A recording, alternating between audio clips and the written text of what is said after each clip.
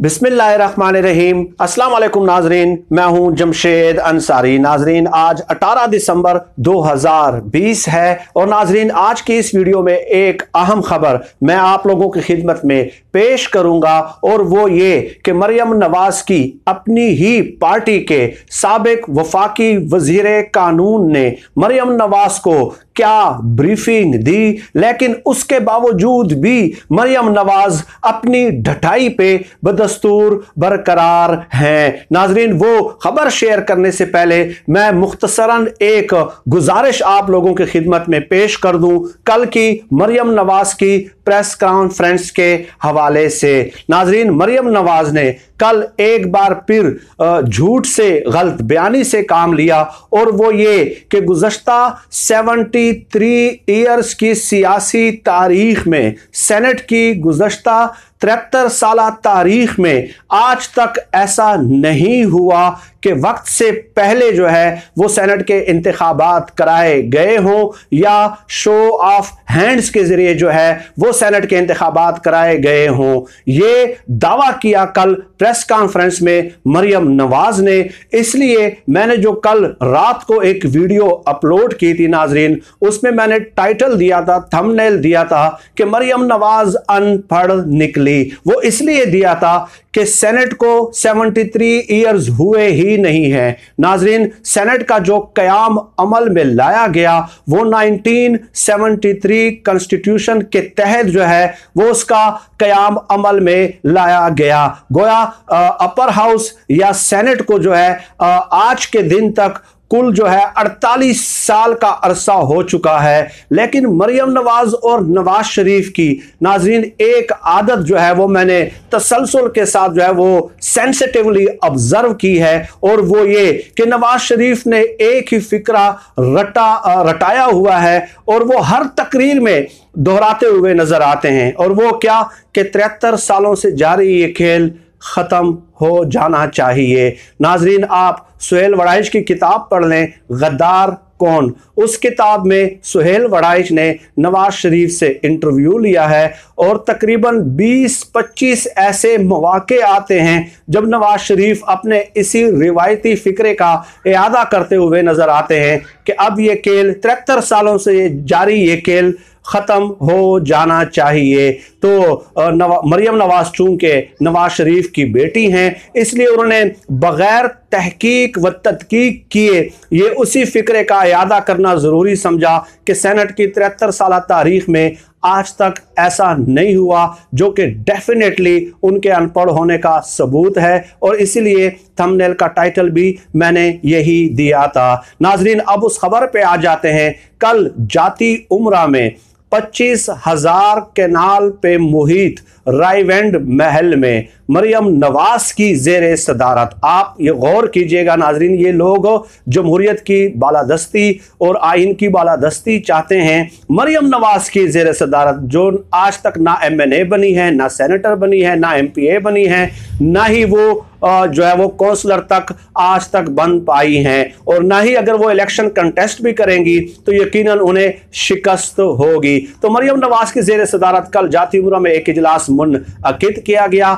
जिसमें MNAs को बुलाया गया, MPAs को बुलाया गया और असबाब व इल्ल पे गौर किया गया कि 13 दिसंबर मीनार पाकिस्तान पे लाहौर का जो जलसा है वो क्यों नाकाम हुआ है। गोया के इन्हें अंदरूनी तौर पे ये एहसास हो चुका है और ये खुद अंदरूनी तौर पे शिकस्त खुर्दा हो चुके हैं कि ये कैसे और क्यों कर मुमकिन हुआ, किन लोगों ने गद्दारी की, किन लोगों ने एक्टिव, मुतहर्रिक और फाल किरदार अदा नहीं किया। खैर, वहाँ पे साबिक वफाकी वजीर कानून जाहिद हामिद मौजूद थे। उनसे भी मरियम नवाज ने ब्रीफिंग ली कि आप बताएं कि क्या 30 दिन पहले सेनेट के इंतखाबात जो हैं वो मुनअकिद किए जा सकते हैं खाली होने वाली नशिस्तों पे। तो जाहिद हामिद ने कहा कि आइन में ये शिक मौजूद है, कानून में ये शिक मौजूद है, हुकूमत के पास आइनी इख्तियार मौजूद है कि वो 30 दिन के अरसे के दौरान जो है मुकर्ररा मुद्दत से पहले वो सेनेट के इंतखाबात का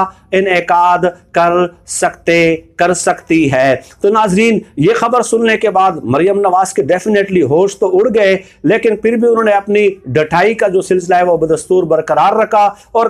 कल प्रेस कॉन्फ्रेंस में फिर बार बार वो यही इयादा करती रही कि हुकूमत का ये इख्तियार नहीं है कि वो जो है ना 12 मार्च की बजाय फरवरी में जो है वो सेनेट के इंतखाबात मुनाकिद कर ले। इसके अलावा मरियम नवाज ने ब्रीफिंग में भी ये सवाल पूछा जाहिद हामिद से कि क्या हुकूमत के लिए ये मुमकिन है, इलेक्शन कमीशन के लिए ये मुमकिन है कि अगर हम तमाम सूबाई और कौमी असम्बलियों से मुस्ताफ़ी हो जाएं तो वो 500 से ज़्यादा सूबाई और कौमी असम्बलियों की नशिस्तों पे जो है वो इंतखाबात का इनेकाद कर सकें। तो उस हवाले से भी जाहिद हामिद ने पता नहीं क्या जवाब दिया, लेकिन आज की इस वीडियो में मैं वो जवाब पेश करूंगा। नाज़रीन, ये जो एक गलत फहमी और कंफ्यूजन फैलाने की कोशिश की जा रही है कि आया हुकूमत को, चूंकि सेनेट की जो नशिस्तें हैं नाज़रीन 52 के करीब जो नशिस्तें हैं वो 12 मार्च को उसकी मुद्दत मियाद जो है वो मुकम्मल हो रही है, तो ये एक कंफ्यूजन अपोजिशन की जानिब से फैलाई जा रही है कि आया हुकूमत के पास क्या ये इख्तियार है कि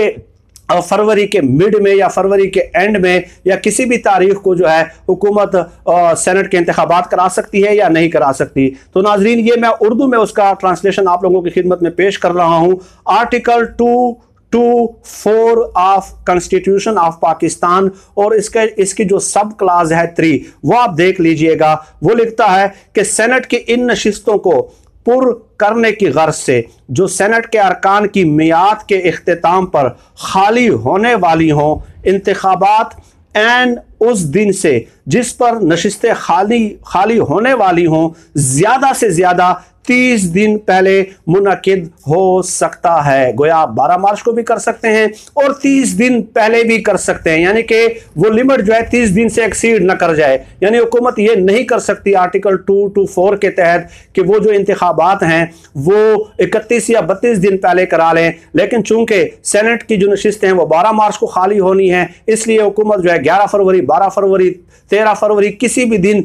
जिस दिन भी चाहे, आईनी इख्तियार हुकूमत को हासिल है कि वो इन इंतखाबात का इनेकाद कर सकती है। यही मरियम नवाज को बताया गया, लेकिन चूंकि अमलन इन लोगों से कुछ होना नहीं है, इसलिए अपने आप को रेलिवेंट बनाने के लिए, खबरों में इन रखने के लिए उन्होंने एक प्रेस कॉन्फ्रेंस कर दी। हालांकि चाहिए तो ये था कि वो ये कहती कि भाई सेनेट के इंतखाबात जिस दिन भी हो आप शौक से कराएं, 100 बार कराएं। हमने तो अब जो हमने ऐलान किया था कि हम 1 फरवरी को डिसाइड करेंगे कि लॉन्ग मार्च कब होगा, अब हम कल परसों इजलास बुला के ये फैसला करने वाले हैं कि जो है ना लॉन्ग मार्च हम जनवरी के एंड में करेंगे या जनवरी के मिड में करेंगे। इन्हें यही कहना चाहिए था ना, आप अपनी स्ट्रेटजी पेश करें, अवाम को बेवकूफ इस तरह ना बनाएं। और नाज़रीन, ये जो एक बात की जा रही है शो ऑफ हैंड के हवाले से, क्या आया इमरान खान साहब के पास ये इख्तियार है या नहीं है, तो इस हवाले से कि इमरान खान साहब की हुकूमत ने फैसला किया कि सुप्रीम कोर्ट से राय तलब की जाए, मुशावरत की जाए, जो ना रहनुमाई तलब की जाए। तो इस हवाले से भी मैंने कल एक आर्टिकल आप लोगों की खिदमत में पेश किया था, आर्टिकल 186 एडवाइजरी जुरिस्डिक्शन। तो उसमें यह कहा गया था कि प्रेसिडेंट जो है अवामी अहमियत के हामिल किसी भी मसले पे सुप्रीम कोर्ट से रहनुमाई तलब कर सकती है। अब नाज़रीन, मैंने ये भी कल आप लोगों की खिदमत में पेश किया था कि आर्टिकल 226 जो कॉन्स्टिट्यूशन ऑफ पाकिस्तान है वो क्या कहता है कि under the constitution other than those of prime minister and the chief minister election shall be held by secret ballot। कि 226 जो आइन का आर्टिकल है वो ये कहता है कि